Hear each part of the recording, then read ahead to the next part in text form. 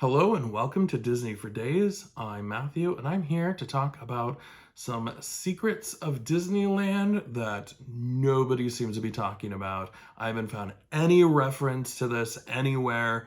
Doesn't mean it might not be in some little nook corner of the internet, but I can't find it. So I am here to share with you what I have found in some archived documents. So it is about the Enchanted Tiki Room. And as some of you may know, the Enchanted Tiki Room was originally going to be a sit-down dining experience with the birds and the show going on around you while you ate. Now, they later decided to kind of abandon the dining option and just have the show. I think, especially from looking at what I've seen, that was definitely the best option. Though it would be nice just to sit down, have a meal, and enjoy the show. But I think you'll find that they made the right decision.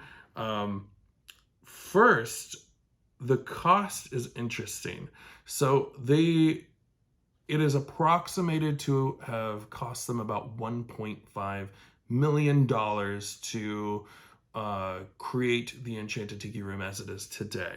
That is roughly $12 million in today's money.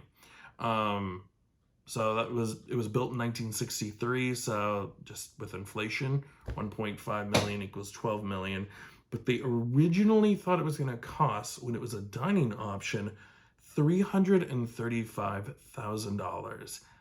That is a huge difference from what it costs. Now, I think this is just cost overruns and them not anticipating what it would actually cost to create the first animatronics ever made. The other thought is that taking away the dining option, the show might have been more animatronics than they originally thought. But yeah, it cost them a lot more than they originally were thinking it was going to be, just even a year previous to when they actually started construction. So what would those menu items have been, though? Sounds delicious to me, but it would have been French fried shrimp, almond chicken, a very specific note, not fried. It would have been fried rice, sweet and sour ribs. And they make a note that these would have been covered dishes on the table when you get there. So it would have already been hot, ready to go once you sit down. So they wouldn't have had to waste a lot of time like dishing the meals out once the show already begins. Makes a lot of sense because you don't want people walking through while the show's going on. And you want to flow as many people through as possible. Any sort of delay, and you're just not going to get through as many people, as many shows. They also are going to have a hot pot of tea on the table when you get there as well. Silverware, plates, teacups, all would have been on the table when you entered in. That also raises the question is how long the show would have been. 1 hour and 15 minutes. That is a lot longer than the 15 minutes the show is now, but it makes sense. Like, you have to have time to eat your food, right? Yeah. But assuming that the show would be running for the entire park opening, which I'm sure it would not have been. And in the 60s, the park hours were a little shorter than they are today. But give them the benefit of the doubt. Let's say 8 a.m., 10 p.m., it's going every hour and 15 minutes. That's 14 hours and only enough time for 11 shows. So that's 1,100 people. And that's assuming you fill it to capacity. However, as it is now, you can have 56 shows, and that would fit about 12,600 people at capacity each day with that same time frame. Also, the capacity itself is lower. It's only for 100 people, which makes sense because you have to have room for the dining tables, which is going to cut down on how many people can even fit in there. Because today the occupancy is 225.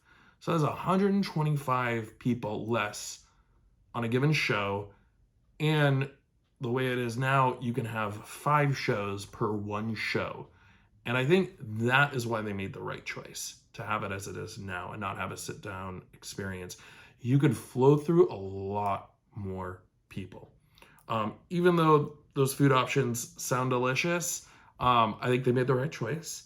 But there is one more food item that I left out, and that was dessert. The dessert would have been fresh coconut angel cream cake. Sounds delicious. But they also had a dessert option for specialty occasions like anniversaries or birthdays, and then it would have been a coconut cream lemon angel cake. That sounds even better. I wish they offered that in the park today. They also would have had a sugar or plastic bird on the cake. The cake would have been in the shape of a coconut.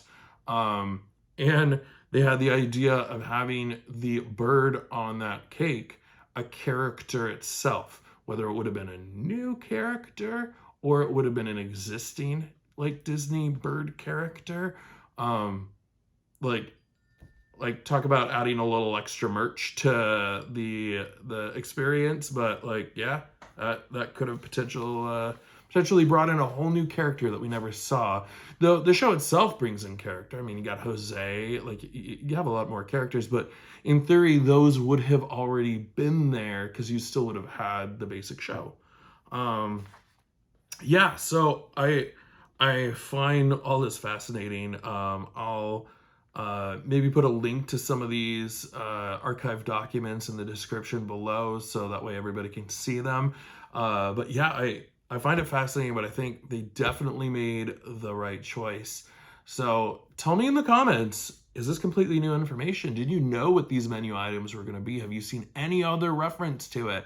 I could not find any, but you know, you might be a better sleuth than I was.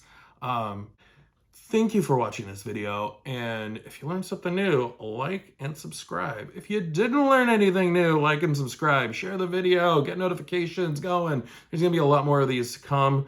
I hope you enjoyed it. Thank you. Bye.